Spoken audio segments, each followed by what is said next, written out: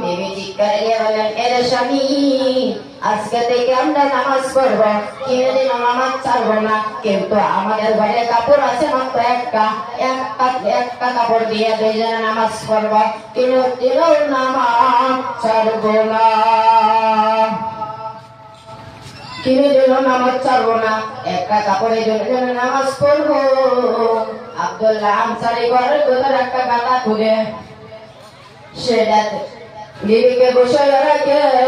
আব্দুল্লাহ আনসারী মসজিদে থেকে নামাজ পড়ে আসে নিজের কাপড় চাপড় খুলে দেয়, বিবি নামাজ পড়ে। তারা এইভাবে দুজনে নামাজ পড়ছিল, মসজিদে আলোচনা হচ্ছিল। আব্দুল্লাহ আনসারী কি নামাজ পড়ে, দৌড়ে চলে যায়। নবী শুনে জিজ্ঞেস করলেন, তোমরা কিসের আলোচনা করছো? ও হুজুর, আব্দুল্লাহ আনসারী কি নামাজ পড়ে, দৌড়ে চলে যায়। তারপর নবী বলল, তুমি তাদেরকে কিছু বলো না, আমি গিয়ে দেখবো। তারপরে পরের দিন নবী গেলেন আব্দুল্লাহ আনসারীর বাড়ি, গিয়ে দেখে দরজা বন্ধ আছে। তিনবার সালাম দেয়, আসসালামু আলাইকুম, আসসালামু আলাইকুম, আসসালামু আলাইকুম। ঘরের ভিতর থেকে উত্তর আসে না। নবী চলে আসলেন ঘরের ভিতর। আব্দুল্লাহ আনসারী বিবি নামাজ পড়ছিল। আব্দুল্লাহ আনসারী উলঙ্গ অবস্থায় বসেছিল। বিবি তাড়াতাড়ি করে নামাজ পড়ে স্বামীকে কাপড় চাপড় খুলে দেয়।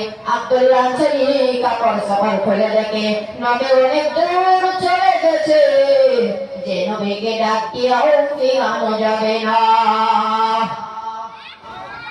যে নবীকে ডাকিয়া ফিরানো যাবে না। আব্দুল্লাহ আনসারী কিতাব লেগে বড় বড় পায়ের চাপ মেরে শব্দ শুনে নবী ফিরে তাকালেন।